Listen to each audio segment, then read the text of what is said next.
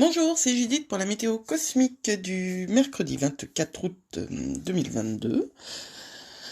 Un jour où la Lune reste en Cancer jusqu'à 11h39 et passe en Lion après un petit vide de course.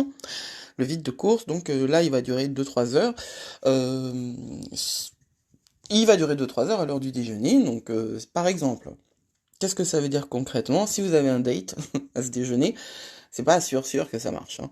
Ça peut pas, c'est pas obligatoirement un flop, mais globalement, il y a peu de chances que, même si ça se passe très bien sur le moment, il n'y ait pas de nouvelles derrière. Pareil que ce soit un date pro ou sentimental. Le vide de course, ouais, c'est un moment où la lune, elle est pas de votre côté. Et les choses sont floues. À l'instar de Mercure rétrograde, qui d'ailleurs commence incessamment parce que nous sommes dans l'ombre de cette rétrogradation, qui aura droit à son podcast à elle. Qu'est-ce qu'elle a notre lune aujourd'hui? Eh ben notre lune, elle a un aspect. Et un aspect magnifique, elle est en trigone à Jupiter. Alors c'est court, mais c'est super positif. C'est-à-dire c'est super confortable comme transit. On peut être très connecté et on peut avoir de véritables échanges, voilà, euh, qui soutiennent, qui construisent, qui aident, d'autant que Vénus est en trigone à Chiron. Vénus, notre planète qu'on associe à l'amour, bien sûr, parce que voilà, Vénus, on la voit comme une planète qui s'occupe de l'amour, et puis comme on la voit comme une déesse Aphrodite, hein, Vénus, mais bon, surtout Vénus dans la mythologie romaine comme une planète, comment dire, positive, d'amour, etc. Alors si on s'intéresse un petit peu à la mythologie, on se rend compte que c'est pas du tout le cas. Ni Aphrodite ni Vénus, qui sont quand même les avatars d'une même énergie, ne sont de gentilles petites femmes romantiques et qui restent à leur place, du tout, du tout. Ce sont des énergies féroces, hein, Aphrodite et Vénus. Enfin voilà, moi je connais mieux Aphrodite parce que je suis plus familière du panthéon grec, mais Aphrodite, c'était une bitch, hein, il faut être honnête, mais elle savait ce qu'elle voulait et puis elle l'obtenait globalement. Elle aimait pas bien être contrariée, c'est une déesse quand même, hein, faut pas pousser mes mères dans les orties. Donc tout ce que je veux dire, c'est que la planète Vénus, elle s'occupe des relations, ouais, mais c'est pas des relations roses avec des petits nœuds dessus, c'est toutes les relations.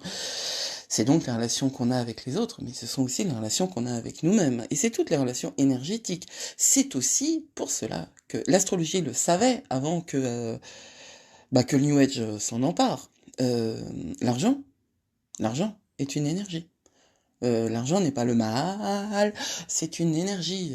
Et en tant que telle, elle n'est ni bonne ni mauvaise. C'est une énergie dont on fait ce qu'on veut. Ce qu'on peut, d'ailleurs, ce qu'on peut.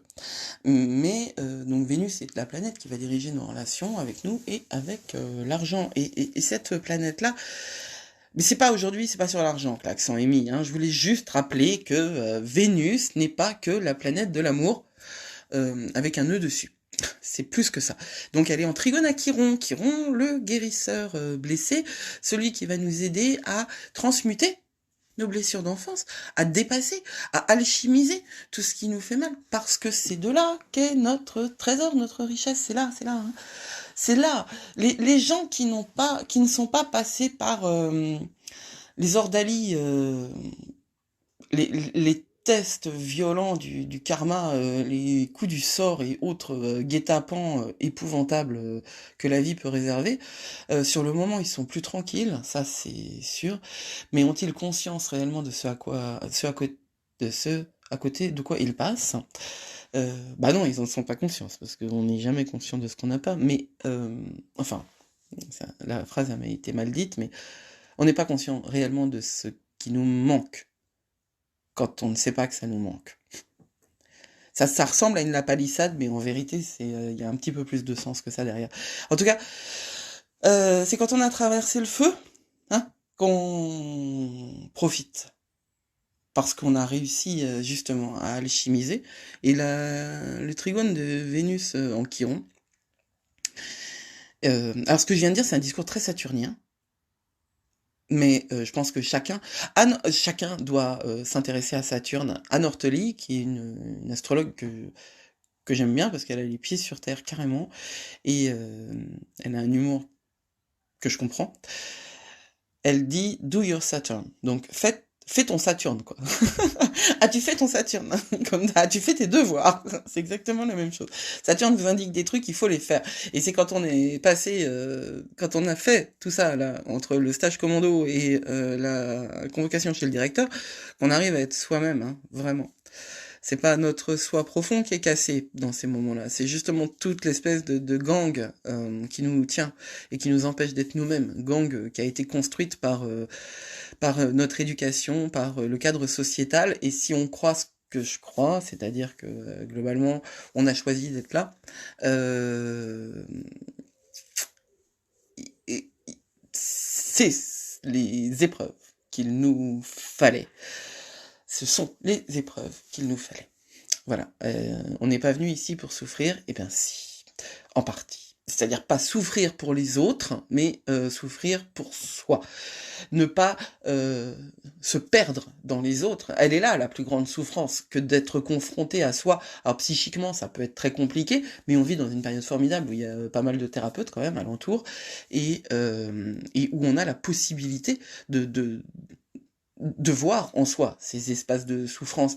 C'est ce qui fait que d'ailleurs il va y avoir de plus en plus d'hommes qui vont déclarer leur HPE, hypersensibilité, leur empathie, et c'est formidable parce que s'il y a bien quelque chose dont on a besoin ici et maintenant, ce sont des énergies négatives, hein, bravo. Ça, c'est un sacré lapsus. Des énergies masculines.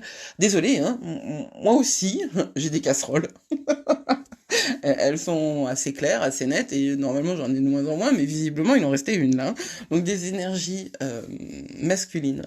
Nous avons besoin des énergies masculines qui ne soient pas obtuses, bornées et matérialistes. Nous avons absolument besoin de tous ces hommes hypersensibles avec un grand cœur et pas que. Et puis avec aussi une capacité à penser à plusieurs niveaux en même temps et à accepter d'être ce qu'ils sont. Voilà, messieurs, merci.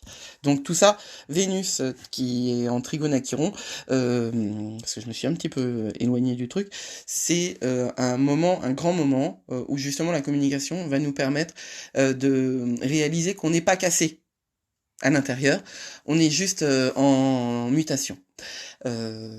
Alors voilà, ce mercredi, rapprochez-vous d'un ami ou d'un groupe d'amis et lancez une conversation. Ça peut faire énormément de bien. Ou alors ce sera un autre jour si ça correspond pas avec vous.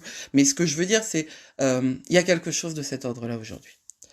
J'espère que vous en profiterez. N'oubliez pas du tout. N'hésitez pas à commenter, à me contacter si ça fait écho en vous. Et je vous souhaite une excellente journée. Prenez soin de vous. À bientôt. C'était Judith pour les magies de la lune.